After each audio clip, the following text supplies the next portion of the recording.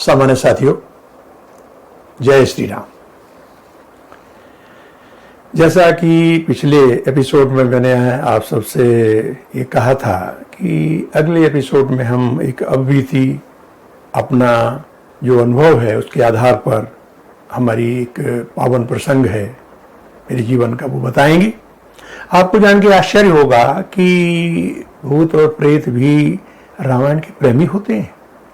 इसी विषय पर आज हम आपको इस संवाद यात्रा में साथ ले चलेंगे, जिसमें कि मेरे जीवन के साथ जो घटना घटित हुई है और रामचरितमानस का किस तरह पाठ सुना है वो हम आपको बताएंगे। मैं आपसे सबसे प्रार्थना करता हूं कि चूंकि आप सबके अनुरोध पर ये हमने एपिसोड प्रस्तुत किया है, करने जा रहा हूं, इसलिए इसके पूरे अंत तक आप सहभागिता करने का कष्ट करें।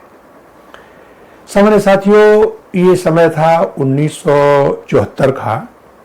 उस समय जवाहरलाल नेहरू कृषि विश्वविद्यालय, जिसमें कि एग्रीकल्चर कॉलेज ग्वालियर भी शामिल था, सबका एक कैंप इंदौर के पास मऊ में लगाया गया। और ये फरवरी का महीना था, जब हम लोगों का सेमेस्टर समाप्त होता है, तो उसी समय लगाया गया था। उसमें सभी लोग गए हुए थे। तो कैंप का पहला दिन ही था। हमारे एक बहुत ही सात्विक स्वभाव के और बड़े सज्जन व्यक्ति हमारे साथी थे, ज्ञासीराम जी तिवारी।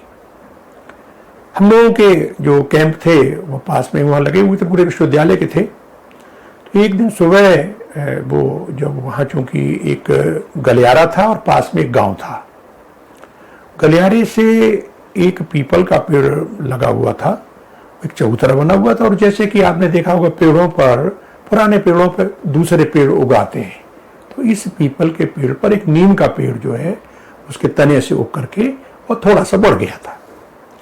तो हमारे मित्र ज्ञासीराम जी ने जब शौचत्या से निवृत्त हुए तो सोचा चलो आज क्यों न दातून कर लें।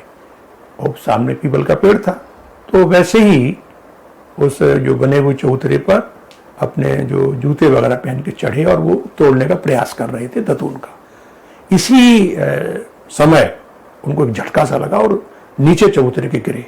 अब चूंकि वहाँ कोई ऐसी बाउंड्री पक्की नहीं थी, केवल जो है वो कनात वगैरह लगा के कैंप का वो करते हैं, तो हम लोग सब देख रहे, अरे उनका कैसे गिरे। सब लोग दौड़े, तो जाके देखा कि वो बेहोश हो गए और थोड़ा सा मुंह से कुछ झाग से आ रहे हैं। तो उनको आनंद फानन उठा के लाए।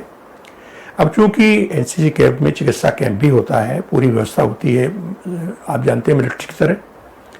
तो हमारे जो अंडर ऑफिसर थे श्री शिवदत्त जी पटेरिया, हमारे साथी थे, बहुत ही सेवाभावी और परोपकारी, और मैं क्या कहूँ कि अपने आप में एक्स्ट्रा ऑर्डिनरी, पढ़ाई लिखाई हर क्षेत्र में बहुआयामी व्यक्तित्व के धनी व्यक्ति थे। तो उन्होंने कहा करे भाई चलो हम भाग के जो डॉक्टर को बुला के लाए। और फिर चूंकि हमारे जो वहाँ कमांडेंट थे डॉक्टर द्वारका सिंह जी, उनको खबर की। डॉक्टर ने आके देखा तो हम लोगों को पहले शक ये था कि शायद किसी कीड़े ने या सांप ने काट लिया, क्योंकि थोड़ा मुंह से झाग सा निकल रहा है। डॉक्टर ने पूरा देखा और परीक्षण करने के बाद कहा कि नहीं, ऐसी तो कोई शिकायत नहीं है। अब इनकी बेहोशी है तो वही हो सकता है किसी और कारण से हो, लेकिन ये इस मामले में आप सब लोग निश्चिंत रहें कि इनको किसी कीड़े या सांप वगैरह नहीं काटा है, न बिच्छू वगैरह नहीं काटा है। अब हुआ कि क्या किया जाए, सब लोग बड़े किम कर्तव्य विमूढ़ हो गए। इसी दौरान कुछ 10 मिनट के बाद इसने कुछ, जैसे लोग संदेपात या किसी में बोलते हैं, बोलना शुरू किया कि इसने बहुत बड़ा अन्याय किया है और ये सामने जो है चढ़ के हमारे उस पर चबूतरे पर ऐसा इसने अशुद्धता दशा में और जो है गया और सामने ये शौचालय बनवा दिए। इस तरह की बातें कि तो लोगों को लगा कि साहब देखो क्या है। तो मेरा भी कैंप बगल में था, तो मैं भी ने आया, सामने देखा। मुझे वो याद आया जो एक हनुमान जी के बारे में मैंने पिछले भी दिया है कि भूत पिशाच जाए जब लागे, सोए सो उठा पढ़े सुभागे, है प्रणवो पवन कुमार खलबन पाव ज्ञानगन। हमने जो है उसकी एक उंगली पकड़ी और वो सोटा का 2 बार पाठ किया। जैसे ही पाठ किया वो एकदम उठ के बैठ गया। उन्होंने बोला कि अरे आप ये क्या कर रहे हैं, ये तो आपने बड़ा सिद्ध सोटा सुना दिया, इससे तो सब लोग भाग जाते हैं। लेकिन मैं इतना बताना चाहूंगा, खैर मैं छोड़ तो रहा हूं, लेकिन मैं इस प्रवृत्ति का नहीं हूं। मैं बड़ा सद्भावी धार्मिक स्वभाव का हूं और मैं अच्छे लोगों को सहायता देता हूं, लेकिन दुष्ट लोगों को हम सीख देते हैं। और आपके साथी ने आज बड़ी दुष्टता की है। मैंने कहा महाराज जो कुछ बालक अनुचित करें गुरुपद मात मोद मन भरें, रामायण की चौपाई कही। अब चूंकि हमें अंदाज था कि हमारे मित्र को इस तरह की रामायण याद है, उसने एकदम कहा कि जो न दंड दे हो तो इसे मार्ग भ्रष्ट हो या मोही। अरे मैंने कहा तो बड़ा विद्वानता की बात कर रहा। फिर मैंने कहा कि साहब सब प्रकार तुमसे हमारे क्षमोनाथ अपराध हमारे। बड़ा प्रसन्न, अच्छा भाई अब आपकी बात से मैं इतना कहता हूं कि इसने गलती की है। पहला काम तो ये करिए कि हमारे सामने से जो ये शौचालय बनवाए हैं इनको हटवा के दूसरी तरफ शिफ्ट कराओ, और इसको समझा देना कि भविष्य में कहीं भी देवता या किसी स्थान को देखा तो चप्पल निकाल के प्रणाम करके जाए। इसे दतून लेनी थी तो मुझसे कह देता, मैं मना नहीं करता, लेकिन कोई चीज बिना पूछे नहीं लेनी चाहिए। बस तुमसे हम एक वादा कहते हैं कि मुझे रामचरितमानस के सभी सुनाइए। मैंने कहा महाराज हमारा कैंप आज शुरू हो रहा है, हम एक कांड आपको सुनाया करेंगे सुबह, क्या आप ब्रह्मोत्तम सुना? अच्छा मैं इसको छोड़ रहा हूं लेकिन समझा दीजिए। इसके बाद तिवारी जी सामान्य होकर बैठ गए, बोले अरे मैं यहाँ कैसे आया, मैं तो वहां गया था, कौन लाया? तो सब लोगों का कोई बात नहीं, धीरे धीरे उनकी समझ में आई। अब ये हुआ कि चूंकि मैंने जिम्मेदारी ले ली तो जो हमारे हमने कहा कि अंडर ऑफिसर श्री पटेरिया जी थे और डॉक्टर द्वारका सिंह हमारे कैंप के थे, तो वहाँ के जो देखने वाले थे कैंप कमांडर उज्जैन साहब थे एग्रीकल्चर कॉलेज इंदौर के, वो भी एनसीसी के इंचार्ज थे। चूंकि उन्होंने व्यवस्था कराई तो उनको खबर दी गई कि भाई ये यहाँ शौचालय यहाँ से हटा के दूसरी तरफ कर दीजिए, यहाँ किसी देवस्थान का वो है, तो वो करा दिया गया। अब मैं सुबह जा करके भाई जल्दी, चूंकि पीटी वगैरह होती जिससे हम ब्रह्म मुहूर्त में नहा धो के लालटेन लेके जाते थे चबूतरी पर बैठ करके और रामायण का पाठ करते थे। इसके बाद जब 3-4 दिन हुआ, बास बगल में एक गांव था, कई गांव भी हो सकते हैं लेकिन जो दिखाई देता था गांव था।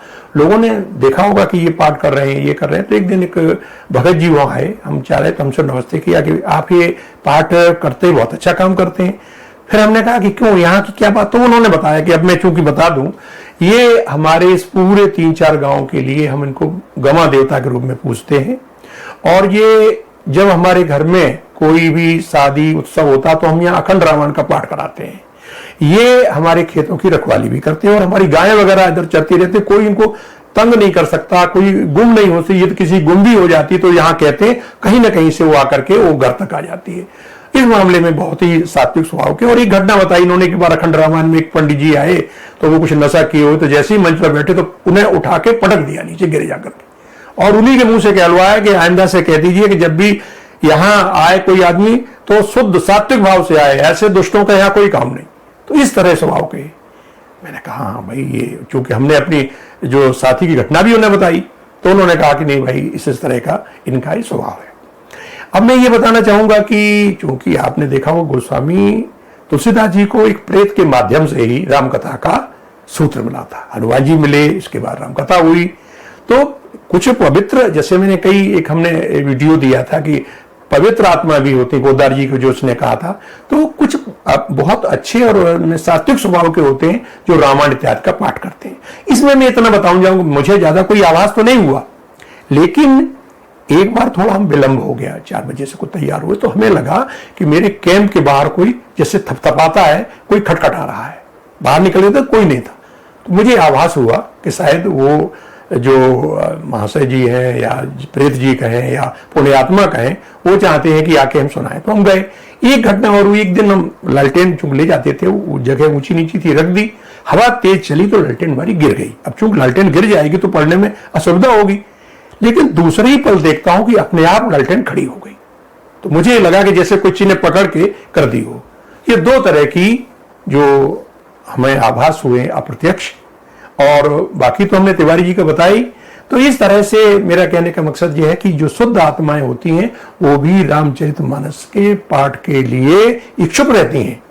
तो ये हमारा रामचरितमानस का पाठ है। यदि आप अपने घर में करते हैं, आप अपने कार्य क्षेत्र में खेतों पर भी तो तमाम इस तरह की, उसने ये भी कहा कि इसके पाठ से जो हानिकारक तत्व होते हैं या हवाएं होती हैं या इस तरह की जो हवा होती है वो पास नहीं आएंगी, केवल सात्विक लोग आते हैं जो लोगों की मदद करते हैं।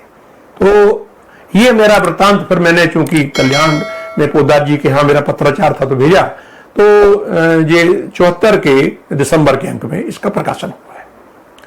तो आज सम्मानित साथियों, यही प्रसंग चूंकि मैंने कहा था, अगले सत्संग की कड़ी में फिर ऐसा कोई जिसमें कि हम अपने मानव मूल्यों भक्ति, ज्ञान, सदाचार, इस पर कोई चर्चा करें, जिससे कि इन सुनने से हमारे पाप ताप विनाश होते हैं। और कहा गया संतों का चरित्र जो है, संत दर्श जिम पातिक टरई, इनकी बातें सुनने से, इनके हमें उदाहरण लेने से हमारा जो है कल्याण होता है। आज मित्रों, साथियों, बस यहीं। जय श्री राम।